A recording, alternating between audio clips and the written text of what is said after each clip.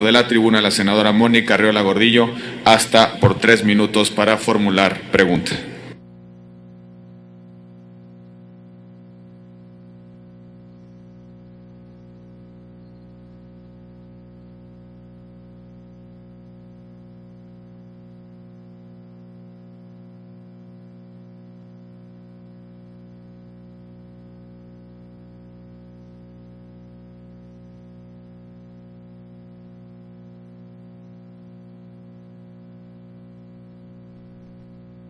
De la Presidencia, Honorable Asamblea, doctor Luis Videgaray Caso, secretario de Hacienda y Crédito Público, sea usted bienvenido al Senado de la República.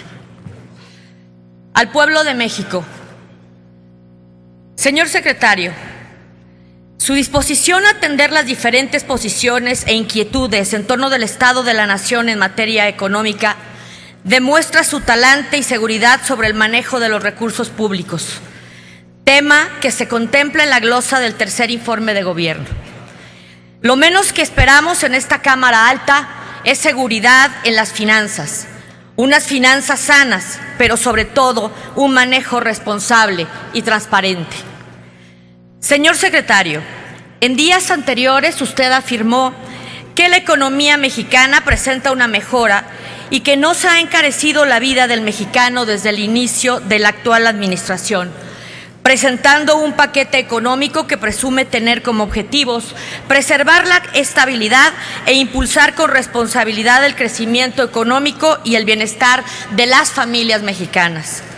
Como parte de este paquete económico se presenta una proyección de crecimiento del Producto Interno Bruto de entre 2.6% y 3.5%, una tasa de inflación estimada del 3%, una tasa de interés del 4% con una previsión de tipo de cambio de 15.9 pesos por dólar. Al inicio de su gestión se contaba con un crecimiento del PIB de entre 3.9 al 4%, planteado para el 2013 un estimado del 3.5%. Sin embargo, los diversos ajustes lo llevaron hasta un lamentable 1.1%. Los últimos 2 años hemos sido testigos de la misma tendencia. Con altas expectativas, los ajustes terminan por llevarnos a un crecimiento muy por debajo de lo esperado. ¿Qué es lo que se busca elevando las expectativas? Cubrir la incapacidad del país para mantener estas finanzas sanas, como usted lo llama, o las tasas de interés que han venido a la alta. En este mismo modelo se ha mantenido el tipo de cambio de peso dólar. Al iniciar la actual administración estaba en 12.95 y ahora oscila en 17.50. Señor secretario, los mexicanos y las mexicanas queremos saber cuál es el estado real de la economía. Hemos luchado por tener de nuestro gobierno un gobierno transparente. Creo que es un buen momento para poner el ejemplo con el manejo de expectativas reales y objetivas de crecimiento, de empleo y de inflación. Y son precisamente 2 asuntos los que ocupan mi intervención: la educación y la pobreza. Temas que en el marco de su responsabilidad son fundamentales. México es un país de ingresos medios altamente desigual. Hemos apostado por las reformas estructurales para acercarnos a las economías avanzadas, pero en el camino estamos perdiendo la batalla. Sin duda, tendríamos que empezar por optimizar el uso de los recursos públicos en sectores estratégicos. Y una preocupación real es el recorte en estos rubros. Estamos hablando de un recorte importante en el tema educativo y en el tema de ciencia y tecnología. Desde su perspectiva y después de tener un cargo a las finanzas públicas del país, señor secretario, durante los últimos 3 años de la aprobación de las reformas estructurales y de una reforma fiscal, la pregunta sería: ¿qué acciones se pueden instrumentar en materia de política económica para distribuir mejor la riqueza del país y superar la pobreza? Y si todos coincidimos en el valor estratégico de la educación, ¿qué impide o cuáles son los obstáculos en materia presupuestal para que se haga del sector educativo una prioridad para el Estado mexicano? ¿Es cuánto, señor secretario? Proceda, señor secretario, con sus respuestas, por favor, hasta por 4 minutos.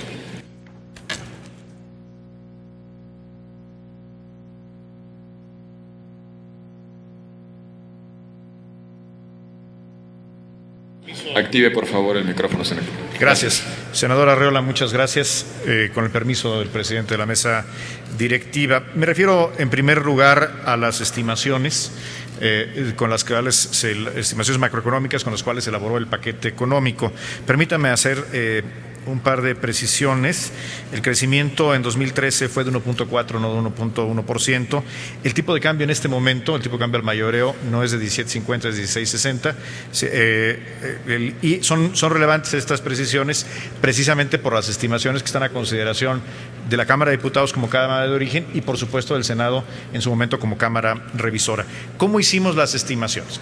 En primer lugar, con respecto a la estimación de tipo de cambio y de producto y de crecimiento del Producto Interno Bruto, tomamos el promedio de las estimaciones del sector privado, es decir, casas de bolsa, bancos, consultorías, al momento de presentación del paquete.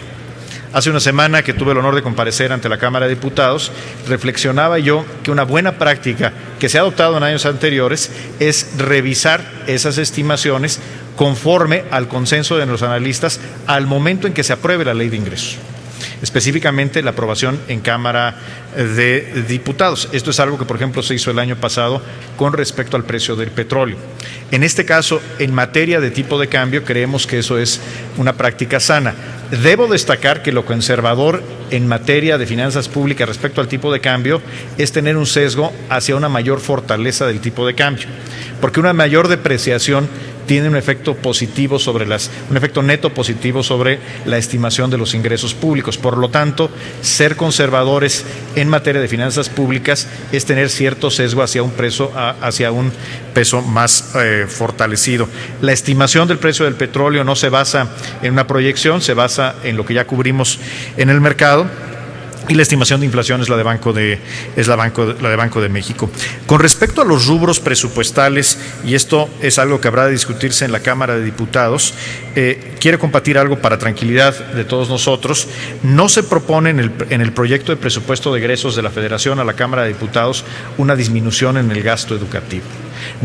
A nivel general, la propuesta implica un crecimiento de 1.8% en términos reales en el gasto educativo, y si lo vemos, por ejemplo, en materia de educación básica, el crecimiento que se propone es del 1.2%.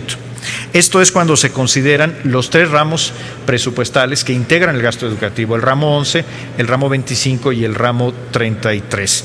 Cabe destacar que en un año en el que estamos proponiendo una disminución relevante de más de 220 mil millones de pesos al gasto programable, uno de los rubros que se está protegiendo, y no solamente protegiendo sus niveles, es el gasto educativo. No hay una disminución ni en educación básica, ni en educación media básica, ni tampoco en educación media superior. Y eso incluye a las instituciones de educación superior del Estado, como son, por ejemplo, la Universidad Nacional Autónoma de México. Lo mismo ocurre en materia de gasto en ciencia y tecnología, donde se mantienen los niveles de inversión del año pasado, cuando se toman en cuenta todos los rubros que implican el gasto en ciencia y tecnología. Espero que estas respuestas sean útiles, senadora. Muchas gracias. 2 minutos para su réplica, senadora Arreola. Muchas gracias, señor presidente. Gracias, señor secretario. Me quedo con la duda de qué impide o cuáles son los obstáculos en materia presupuestal para que se haga del sector educativo una prioridad para el Estado mexicano, nada más. La reforma financiera la pasamos con 4 pilares fundamentales: impulsar la competencia en el sector financiero, fomentar el crédito a través de la banca de desarrollo, ampliar el crédito mediante las instituciones financieras privadas, dar mayor solidez y prudencia al sector financiero en su conjunto. Con esto se buscaba otorgar más créditos y que estos fueran más baratos en beneficio de las familias. Con la reforma fiscal se incrementó de manera considerable la recaudación para tener finanzas más fuertes. Con la energética se espera la llegada de inversión extranjera y la participación de la inversión privada nacional. Con la de telecomunicaciones, además de competitividad en el sector y mejores servicios, se espera que sea un factor que favorezca la competitividad y mayor conectividad. Y con la reforma educativa se pretende sentar las bases de un sistema que, además de dar educación de calidad, aporte a la economía mexicana y mexicanos, preparándonos para los desafíos de la globalización. En otras palabras, señor secretario, este Senado ha apoyado las propuestas de reforma que esta administración planteó como necesarias para obtener las posibilidades de lo que México exige. Hasta ahora, en todas las materias, económica, financiera, educativa, los únicos alcances han sido expectativas y promesas. Los cambios por sí solos no pueden ser presumidos como logros si no vienen ligados con resultados. Resultados tangibles para las y los mexicanos, para las familias. Evaluación docente sin resonancia, modificación del sistema financiero sin mayor y mejor acceso igualitario para la población, mayor recaudación hacendaria, menor inversión en ramos sociales y un crecimiento económico lamentable. Esperamos sinceramente que las cifras, los escenarios y las promesas que expresan en los discursos dejen el mundo etéreo y lo puedan disfrutar en el día todos y cada uno de los mexicanos. Es cuanto. Gracias, señor.